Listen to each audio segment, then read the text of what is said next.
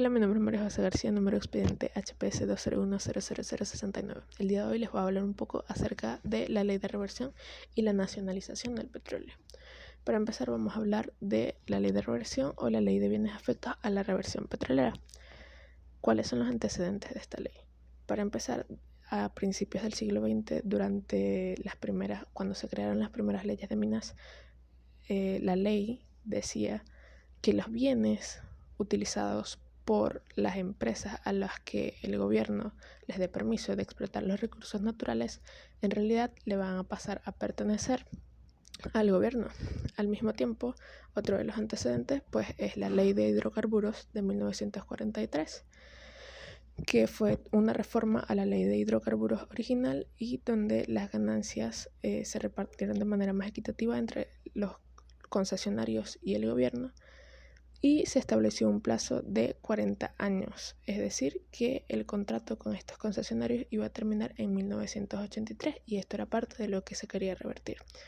Ahora les voy a leer el primer artículo de la Ley de Bienes Afectos a la Reversión Petrolera. El artículo 1 dice lo siguiente: las tierras, obras permanentes, incluyendo las instalaciones, accesorios, equipos que formen parte integral de ellas y los otros bienes afectos con destino o afectos a los trabajos de exploración, explotación, manufactura, refinación o transporte en las concesiones de hidrocarburos o al cumplimiento de las obligaciones que de ellas se derivan, es materia de utilidad pública y a los efectos de la ley de reversión se regirá por la presente ley.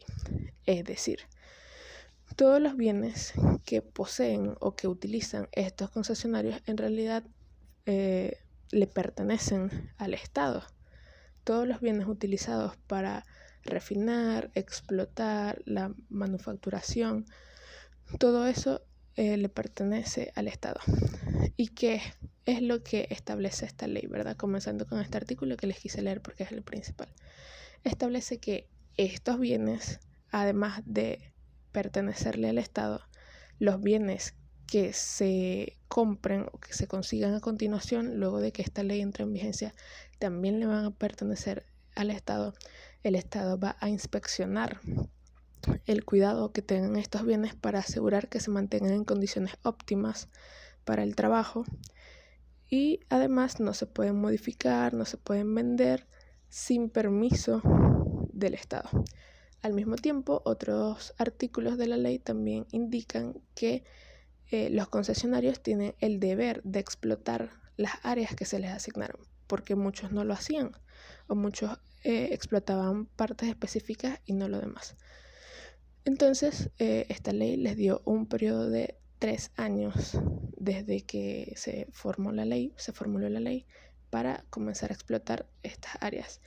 El incumplimiento de esta ley podría significar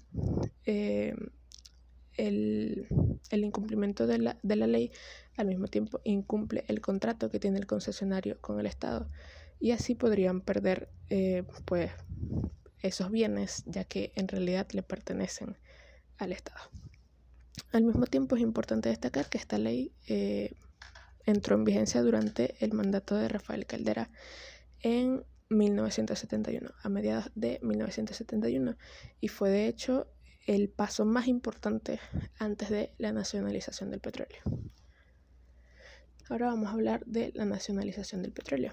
Aunque la nacionalización en realidad sucedió en 1975, ¿verdad? Que es donde surge la ley, entró en vigencia el 1 de enero de 1976, durante el mandato de Carlos Andrés Pérez. En ese momento se fundó PDVSA, que fue la encargada de todo lo que respectaba al petróleo y la relación con los concesionarios. Y al mismo tiempo funcionó como casa matriz de estos concesionarios, estas empresas que trabajaron con el petróleo. La nacionalización del petróleo fue uno de los grandes eventos en nuestro país en el siglo pasado y todavía estamos viendo sus consecuencias. Los precios subieron, bajaron en distintas épocas, pero fue lo más importante en cuanto a la importancia que nosotros le damos a lo que es el petróleo, que se ha convertido en el símbolo de Venezuela. Muchas gracias.